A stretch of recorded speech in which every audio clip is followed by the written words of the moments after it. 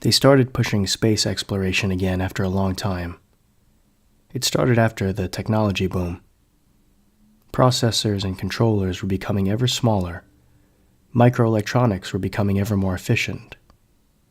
It seemed like the perfect time for a technological revamp used for space exploration. After a multitude of tests, tweaks, and calculations, we finally felt we were able to do a live test. Previously, a manned spacecraft would be able to reach the moon in approximately 3 days' time. With this new tech, the time would be a third of the original time, putting me on the moon in a little over a day. There was a fair bit of risk involved for me, which was explained. I was an experienced astronaut, but I've never been outside of Earth's orbit. Also, in the event something went wrong, it would take a few days to mobilize actual human assistance, given how much of the tech was used in creating the spacecraft. However, in 98.9% of the simulations, the takeoff and the landing went smoothly. There were also a load of contingencies built into the aircraft, should something malfunction during travel or landing. As an astronaut, you hope for the best but plan for the worst, because nothing ever goes exactly to plan, especially when you're dealing with things that are so far out of your control, like gravitational pull, the vastness of space, and how new technology will react to those harsh environments. The takeoff went fine, and the trip overall went off without a hitch. The problem came with the landing. There was an issue with the software used to control the landing gear. It was a little rougher than it should have been and ended up damaging some major equipment.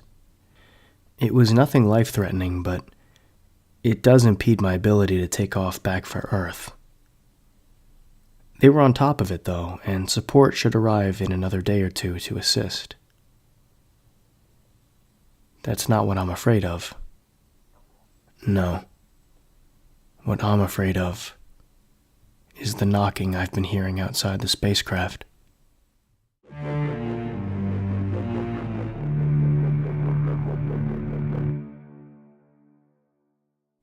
Mary arrived home from work, exhausted.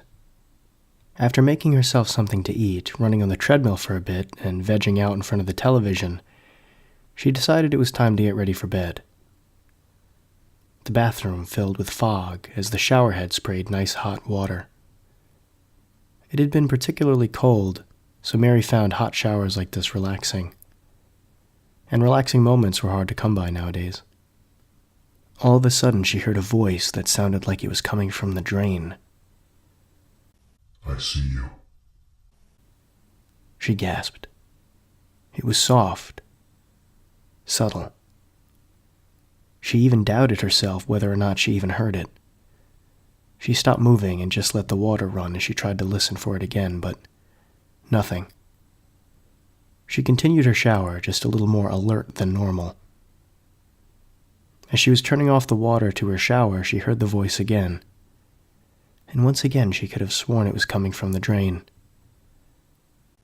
I see you. She quickly turned the knob to kill the water and let the silence hang for a moment. The only sounds being the dripping water from the showerhead. But she didn't hear the voice again. She dried off and put on her pajamas. She went through some emails, checked her Instagram and Twitter feed, and forgot about the voice. As she settled into bed, she leaned over to turn off the lamp on the side table. As she did, she looked down and saw a horrifying face peeking out from under her bed. As the room became engulfed in darkness, right next to her she heard the words, I see you. Mary screamed.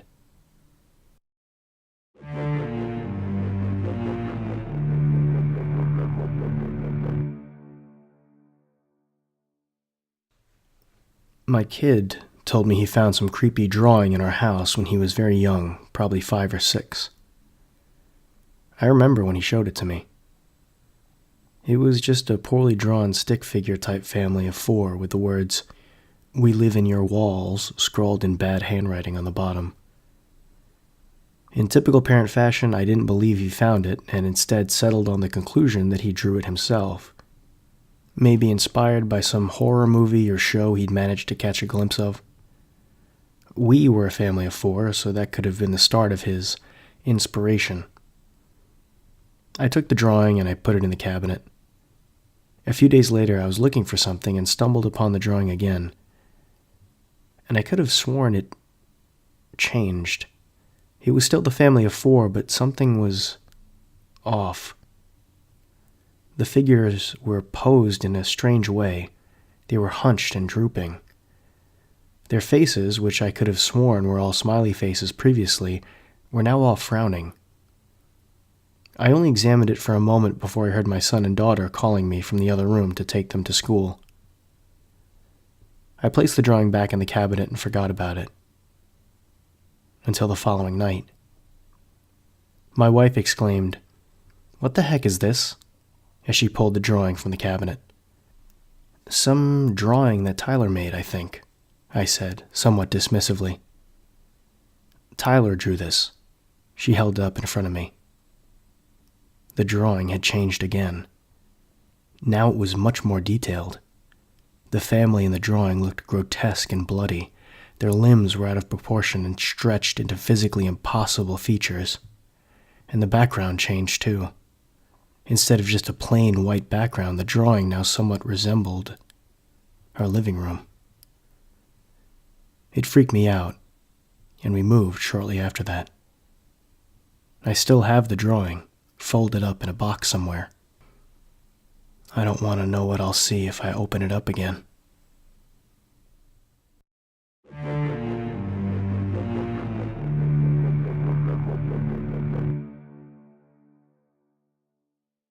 Being an Uber driver is tough, especially if you're trying to live off of it. You have to be in your car all the time, ready for any pickup. Some guys do it as supplemental income, and others, believe it or not, do it for fun. I'm trying to live off of it, maybe start my own car service one day.